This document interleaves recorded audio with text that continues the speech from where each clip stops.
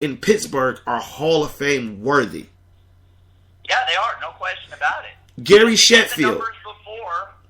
And the numbers before 2000 in the years that he was in San Francisco. Yeah, Gary Sheffield. He's another one. It's Yeah. no reason Gary. If you're only given 2, you can make room for 4 more, 3 more. Gary Sheffield should have been on that ballot. He should have been going in. Sammy Sosa should have been going in. Nomar Garciaparra. You're talking about a guy who was the face of the Boston Red Sox for years. Right. Sure, he was one of the best shortstops in the game. You always talked about it was Jeter, A-Rod, Garciaparra, and then Tejada kind of found his way in at the end. But those were the 4 guys at that position during that time. You never heard any other names. Maybe Omar Vizquel because of his defense, but that was about it. It was those 4 guys. And, yeah, I mean... Jeff Bagwell. Didn't Jeff Bagwell miss the cut? Bagwell, that looks like he might get in next year. That's the hope, because of, and everybody's saying because of the Piazza thing.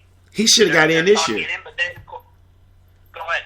No, I'll say he should have got in this year. I don't see what we're waiting for. Oh, and then, of course, there's the elephant in the room, Roger Clemens. I was getting to him. This guy has how many Cy Youngs? My favorite pitcher of all time is Randy, the big unit. But Roger Clemens, is probably the greatest pitcher of that era. Roger Clemens, the only guy that I know can come in mid-season and get a $100 million contract with $80 million guaranteed to pitch 22 games. Right, and that's, yeah, and with baseball doing that all over the place now, guys get Zach Greinke getting $206 million over what? I don't remember how many years exactly, but to throw 30 games. But Roger Clemens, that guy has more Cy Youngs than Randy Johnson, I think. Yeah, he does. He has more Cy Youngs than just about anybody that ever had a Cy Young. And, to say that, he's an arrogant guy, or he's on roids, or this, that, or the other, that's great, but he's still one of the best pitchers that ever played the game. All the way. And that's what bothered me. So, like, my guy, shout out to the sports guy in the Chi. One takes on Brian Lovelace. He the one hit me with the, it's only 2 that got in, bro. I know you happy because Griffey and Piazza your guy, but what's your take? And that's when I text you, yeah, we got to discuss. I think it's bullcrap. I think baseball needs to do what swimming did a couple years ago. I don't know if you remember the story of it was during some type of swimming competition or tracks or whatever they were doing. It was some suits that Speedo made that actually helped you swim faster because you actually were almost like a fish in the water. It gave you leverage. Yeah, the suits. Yeah, I remember that from the Olympics. Not that long ago. I think. Yeah, they were wearing essentially. Guys were wearing the same type of suits, or at least from looks that women used to wear. For obvious anatomical reasons.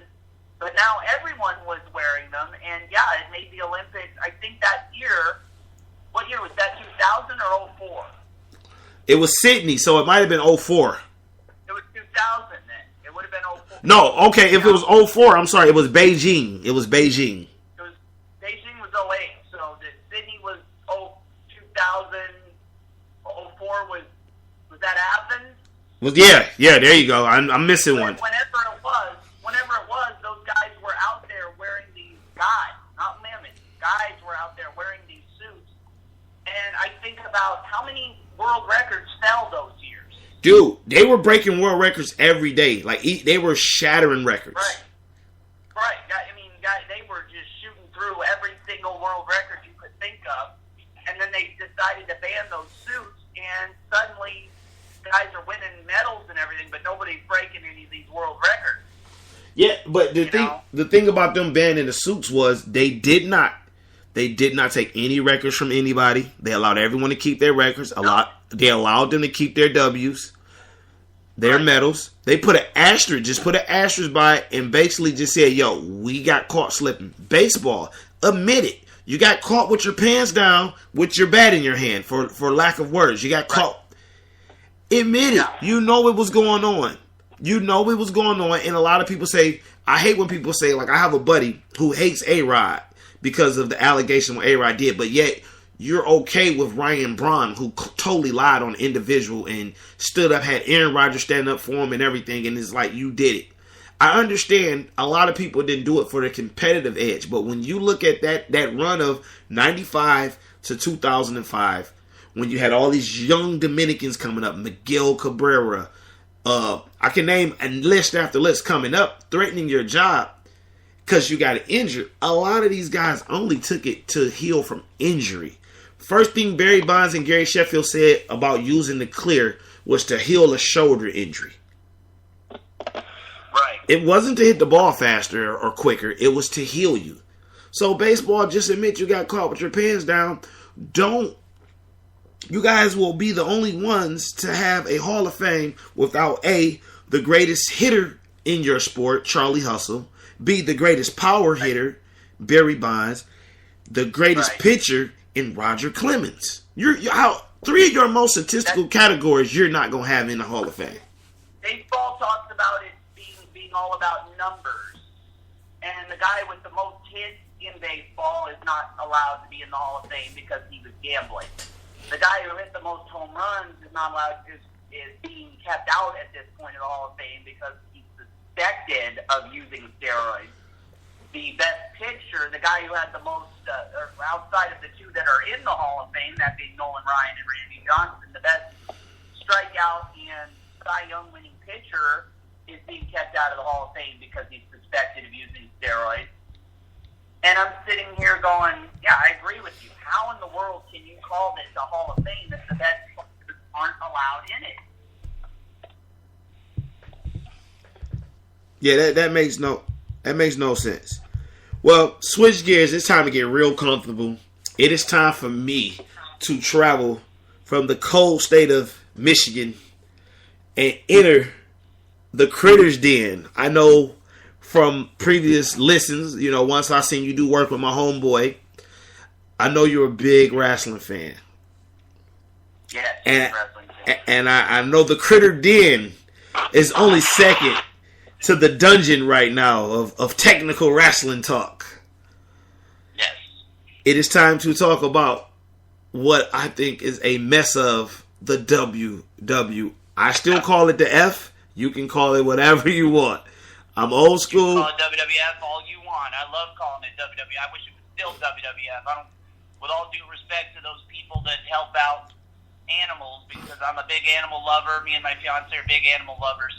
But there was no reason why they should have had to change their name just because you guys have the same letters. Dude, I have a T-shirt with two pandas with the WWF, but they have chairs in their hand hitting each other.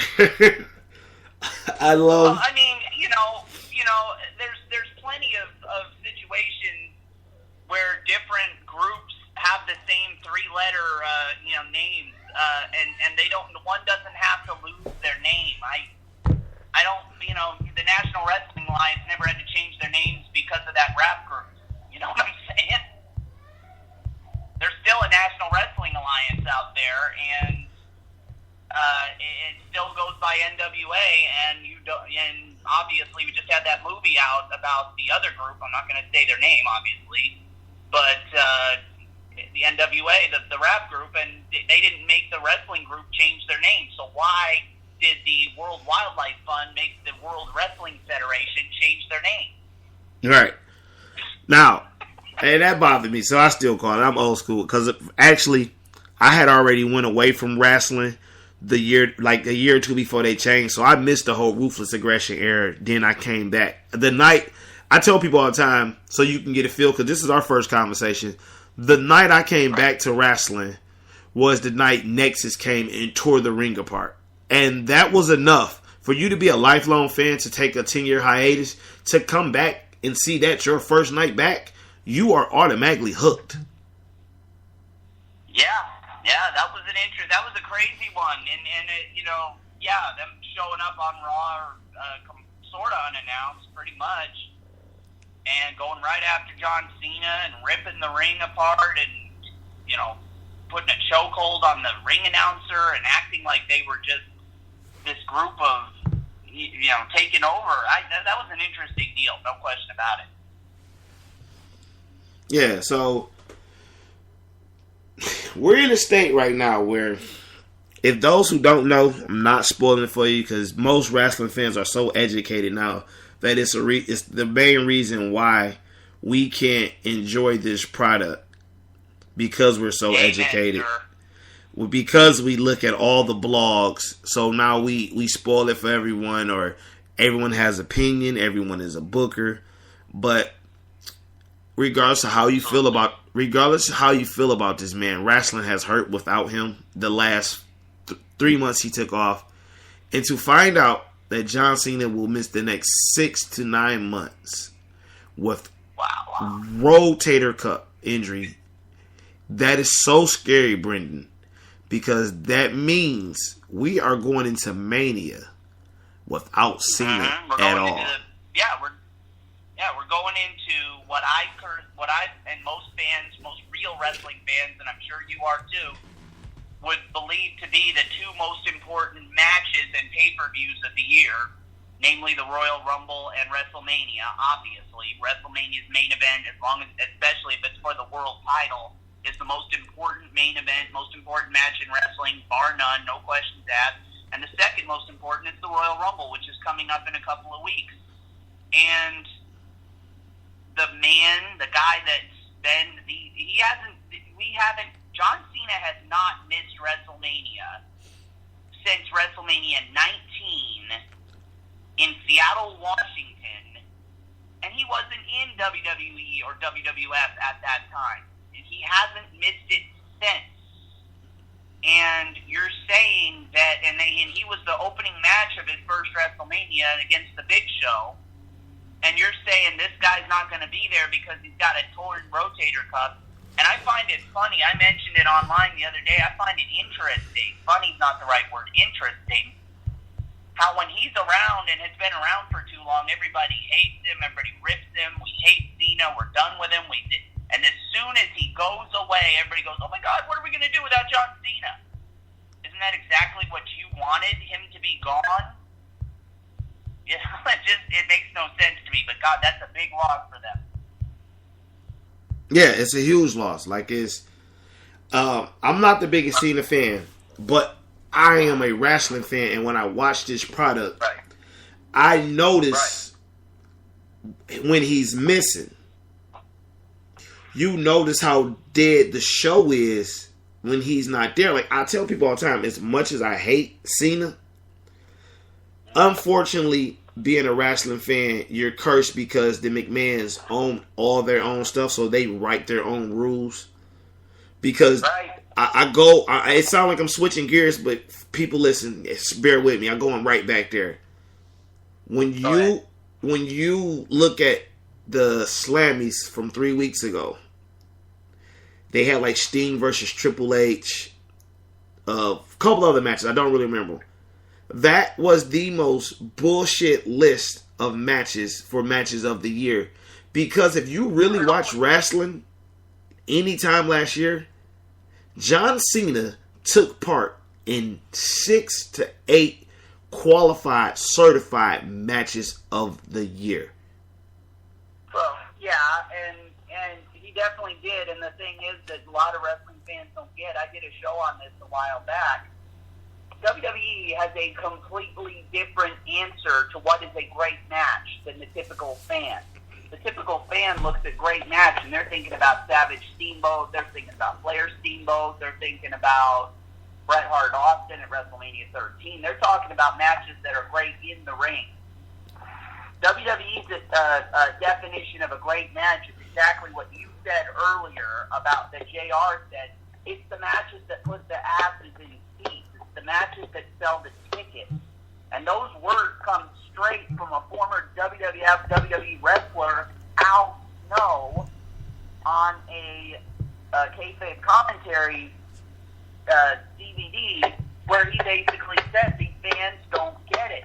The WWE Vince McMahon does not really care about the in-ring product. He cares about what puts asses in seats and what sells tickets and what makes him money. And that's why those matches that you mentioned probably were nominated. And that's, and I know that being a fan of this for so long, because there's no way you look at that list. First of all, I'm not even going to get started on the Sting Triple H match. You sold it to me as the match I wanted to see. hold it, rewind. Most